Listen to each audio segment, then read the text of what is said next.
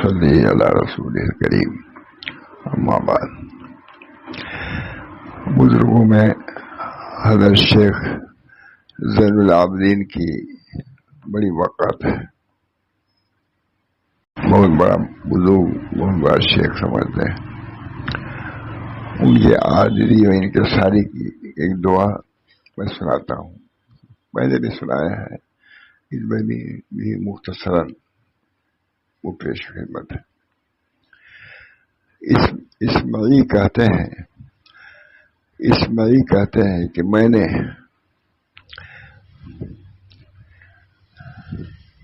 بہت اچھے ہیں، سنائی دیتا ہوں. حضرت زین العابدین میں اسمعی کا واقعہ ہے. اسمعی کہتے ہیں کہ ایک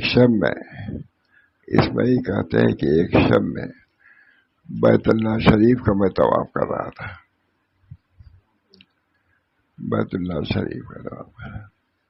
میں نے ایک نوجوان کو دیکھا کہ کعبہ کے پردوں سے لپٹ کر یہ اشعار پڑھ رہا تھا: یا من یجیب دعاء المضطر فی الظلم، اے وہ ذات جو رات کی تاریکیوں میں مضطر کی دعا قبول فرماتے ہیں. اس پر اے وہ ذات جو رات کی تاریکیوں میں مضطر کی دعا قبول فرماتے ہیں اور مصیبت اور غم کو بیمار سے دور فرما دیتے ہیں. آپ کے پاس آیا ہوا وفد بیت اللہ کے ارد گرد پھرا اور پھر کر سو بھی گیا. پھر وہ لوگ بیدار بھی ہو گئے، مگر اے حی و قیوم، آپ ایسے ہیں کہ آپ کبھی بھی نہیں سوتے. قافلے آتے ہیں، سوتے ہیں، جاگتے ہیں، لیکن آپ کی ذات حی و قیوم. اس وجہ سے دعا کر رہا ہوں. اے رب، میں آپ کو اس حال میں پکارتا ہوں کہ علم رسیدہ ہوں. اے وہ رب، آپ کو اس حال میں پکارتا ہوں کہ علم رسیدہ ہوں، غم زدہ ہوں، پریشان حال ہوں اور قلق والا ہوں، مضطر ہوں. لہذا میرے رونے پر اپنے بیت اور حرم کے صدقہ میں رحم فرما دیجیے. یہ دعا فرما ہے. ان کان جودک لا یرجو وذو صفحین ومن یجود علی العاصی بالکرم. آپ کی بخشش کی کوئی بیوقوف اگر بالفرض امید نہ رکھے تو پھر گناہ گاروں پر کرم و بخشش کون کرے گا؟ ہم لوگ لگے گا. آپ کی بخشش کی کوئی بیوقوف اگر بالفرض امید نہ کرے تو پھر گناہ گاروں پر کرم و بخشش کون کرے گا؟ یہ اشعار پڑھے اور پھر خوب روئے اور اس کے بعد اس طرح دعا کی: اے وہ ذات جو کہ ہر حاجت میں ہمارا مقصود ہے، میں نے آپ کی طرح اپنی تکلیف بیان کر دی، پر میری تکلیف کو آپ دور فرما دیجیے. یہ ہمارے حضرت مولانا شاہ رسول اللہ صاحب رحمۃ اللہ علیہ سنایا کرتے تھے، مجلس میں سناتے تھے. اب میں سمجھتا ہوں کہ وہ رونا ہونا زیادہ نہیں ہے، لیکن میرا خیال روتے بھی تھے تو پوری مجلس کا اثر ہوتا تھا.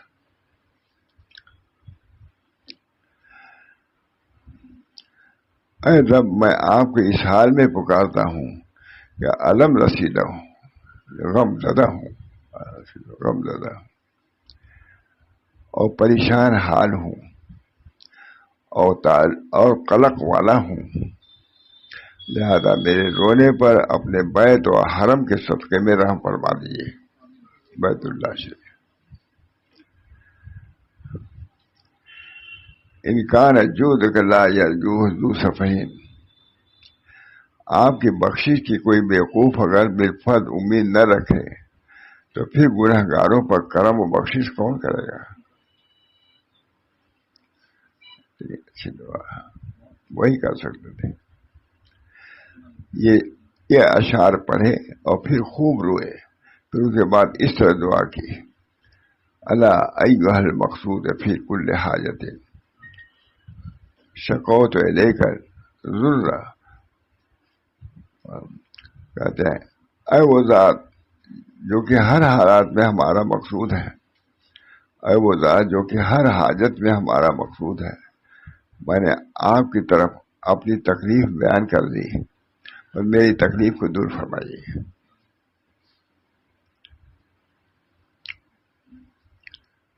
اے وہ ذات جس سے میری امیدیں وابستہ ہیں، اللہ تعالیٰ سے آپ ہی میرے رنج و غم کو دور کر سکتے ہیں، لہذا میرے سب گناہوں کو بخش دیجیے اور میری حاجت کو پوری فرمائیے اور میری حاجت روائی فرمائیے. میں آپ کے دربار میں نہایت ہی ردی اور قبیح اعمال لے کر حاضر ہوا ہوں اور یہ سمجھتا ہوں کہ آپ کے مخلوق میں مجھ جیسا گناہ گار بندہ کوئی نہیں ہے. اتحرکنی بالنار یا غایۃ المنی وأین رجائی. اے میری امیدوں کی انتہا، میری آرزوؤں کے منتہا، آپ مجھے آگ میں جلائیں گے. اگر بالفرض ایسا ہوا تو میری امید کیا کام آئی؟ آپ سے تو امید تھی کہ جہنم سے بچائیں گے، جنت میں. کہتا ہے مقام ناد میں بھی ہے. میری امیدوں کی انتہا، میری آرزوؤں کے منتہا آپ ہی ہیں. آپ مجھے آگ میں جلائیں گے. اگر بالفرض ایسا ہوا تو پھر میری امید کیا کام آئی اور میرا خوف کیا کام آیا؟ اس میں یہ کہتے ہیں کہ میں نے اس جوان کو قریب سے دیکھا تو حضرت زین العابدین علی ابن حسین ابن علی ابن ابی طالب تھے. وہ رو رہے تھے. اس طرح یہ دیکھ کر میں نے ان کا سر مبارک اپنی گود میں رکھا اور خود میں رونے لگا. میرے آنسوؤں کے چند قطرے آپ کے رخسار پر گرے، جس کی وجہ سے آپ نے آنکھیں کھول دی اور فرمایا کون ہے جو میرے اور میرے رب کے درمیان حائل ہو رہا ہے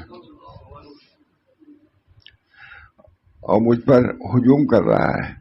میں عرض کیا حضرت آپ کا غلام اسمعی ہے، اور کہا کہ اے ہمارے سید، آپ تو اہل بیت نبوت اور معدن رسالت سے ہیں، پھر اس قدر جزا و فضا کیوں؟ اتنا رونا دھونا کیوں لگا؟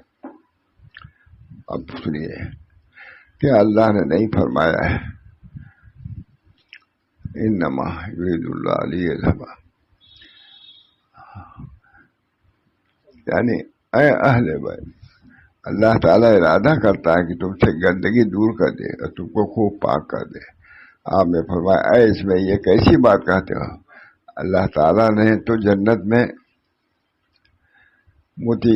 اللہ تعالیٰ نے تو جنت کو مطیعین کے لیے پیدا کیا ہے، جو اطاعت کرنے والے، اگرچہ وہ آپ کے حبشی کیوں نہ ہو، کتنی گرا ہوا ہو، کمتر سمجھ.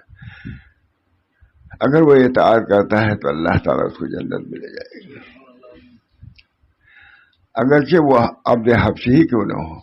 اور دوزخ کو عاصین کے لیے پیدا کیا ہے، اگرچہ وہ سید و قرشی کیوں نہ ہو.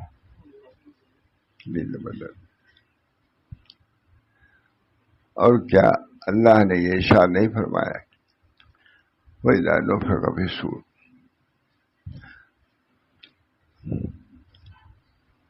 جب نفخ صور ہوگا تو اس دن باہم نسب کا کوئی کام نہیں آئے گا.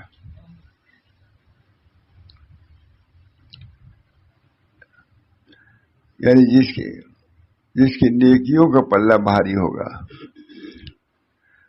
یہی لوگ فلاح پانے والے ہوں گے،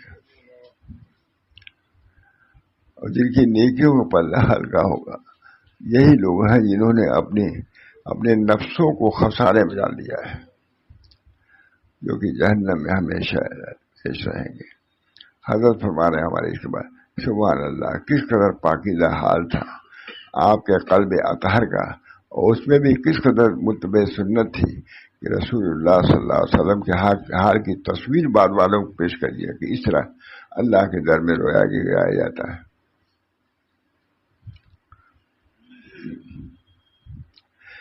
کہتے اس طریقے سے ان حضرات نے کتنے لوگوں کو متصف و متاثر کر دیا ہوگا. چنانچہ یہ سلسلہ چلتا ہی رہا اور چلتا ہی رہے گا.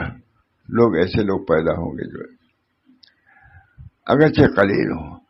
چنانچہ حضرت سید عبد القادر جیلانی کے خوف خشیت کا حال ملاحظہ فرمائیے. شیخ سعدی کہتے ہیں عبد القادر جیلانی را دیدن در حرم مکہ روح برحصہ لہذا بود و گفت. حضرت عبد القادر جیلانی کو لوگوں نے دیکھا کہ حرم شریف کے کنکریوں پر پیشانی رکھے ہوئے تھے اور یہ کہہ رہے تھے کہ اے خداوند بخشا، اے خدا ہم کو بخش دیجیے. اگر مستوجب عقوبتم برا روز قیامت نابینا انگیز، اگر میں سزا کے لائق ہے تو مجھ کو نابینا اٹھائیے، تو مجھے روز قیامت نابینا اٹھائیے تاکہ لوگوں کے سامنے شرمندہ نہ ہو. سید عبد القادر کہ لوگ تو مجھ کو کیا کیا کہتے تھے، آج میرا یہ ہر ایک میں دوزخ میں بھیجا جا رہا ہوں، مجھے نابینا اٹھائیے. حضرت لکھا سبحان اللہ، کیا خوب حال تھا. خوف و رجا کے الفاظ سننے میں تو آتے ہیں مگر ان حضرات کے عمل و حال سے ان الفاظ کا مفہوم واضح ہو جاتا ہے کہ یہ ہے اللہ تعالیٰ کے سامنے گرانا، رونا، معافی مانگنا. ان حضرات کی دعاؤں سے ان حضرات کی معلوم ہوتا ہے. اللہ تعالیٰ ہم سب کو اس کی توفیق دے. ہر قسم کی آفیت دعا کی. اللہ یہ جو طریق ہمارے بزرگوں کا ہے اسی پر ہم کو رہنے کی، اس پر چلنے کی توفیق مرحمت فرمائے تاکہ ان کے زمرے میں ہمارا حشر ہو. ربنا تقبل منا برحمتک یا ارحم الراحمین. اس تکلیف سے دعا مختصر کر رہا ہوں.